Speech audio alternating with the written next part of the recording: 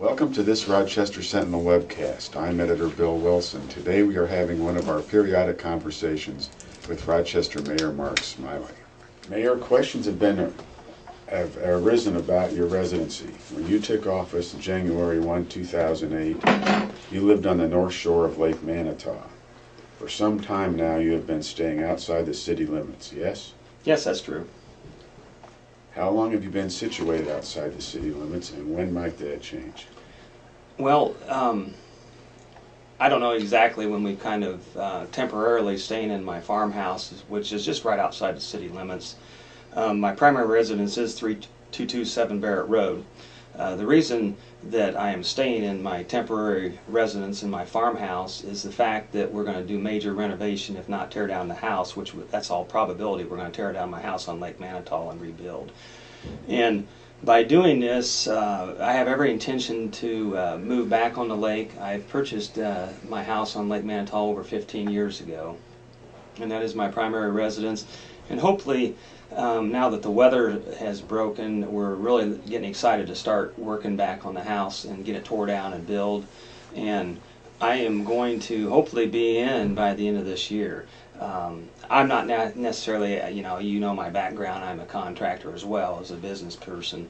I'm going to oversee my general contracting in my house and have subcontractors do a lot of the work.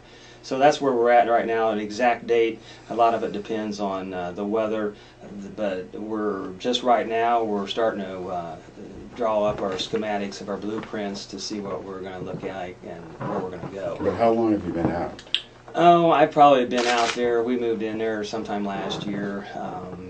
It's temporary living. Last year sometime, I don't know, we probably were over there by the winter time of last year. So, and it is taking some time, and we still have our belongings in the lake house as well. So now that the weather has broke, like I said, we want to get everything moved out so we can get this house tore down and start construction. According to the Indiana Elected Municipal Officials Handbook, a publication of the Indiana Association of Cities and Towns, with the assistance of Indianapolis law firm Ice Miller, quote, if the mayor ceases to be a resident of the city, he or she forfeits the office of mayor. Do you plan to step down as mayor? I have no reason to step down because my intent is still to live in the city of Rochester. I don't plan on staying outside in the country. I have to do something while I do major construction on my residence on the lake. I could move in town, but actually where I'm staying is closer than any one of my other properties in the city with my rental properties that I do have. So my intention is not anything illegal, or it is not unethical what I'm doing. It's all transparent. I'm not trying to hide anything. I have checked this out with the Indiana Association of City Towns prior to doing this with Ice Miller and Associates, and I know the Ice Miller and Associate law firm in Indianapolis through my networking. Also, with the city attorney here, Mr. Greg Heller, I have checked this out with him before I did move into the temporary housing where I am in the country, and my full intention is to move back into the city limits. And I'm staying where I am, and like I said, it's closer where I live, and I have every intention to be back in the city. So from a legal standpoint, because of the intent factor, you and Greg Heller think you're on pretty solid ground. Yeah, I know I'm definitely in solid grounds, or I would have never done this to begin with, because I checked into it way before we did temporarily stay where we're at. Have any city council members asked you about this? They know where I'm staying, yeah. I would say nobody's really said I'm doing anything wrong, because legally I'm not doing anything wrong. Okay, let's move on then. You've spoken in recent weeks of being able to save the taxpayers a fair chunk of money in Rochester. Can you give us a real quick rundown of what your plans are?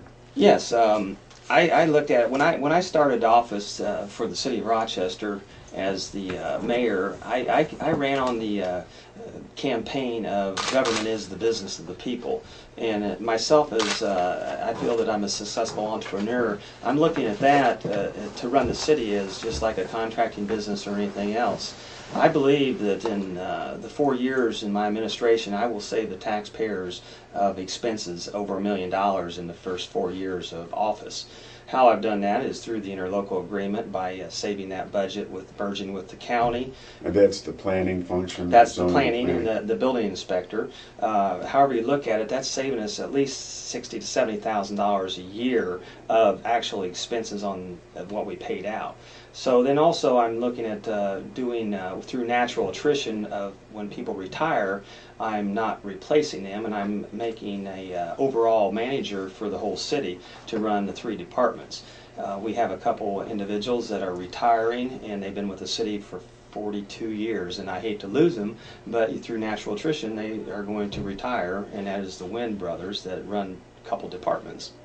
By them retiring, we're going to move into not replacing them and just cross-train our employees through the city water, sewer, and street, and therefore we'll save a lot of money in the long run that way.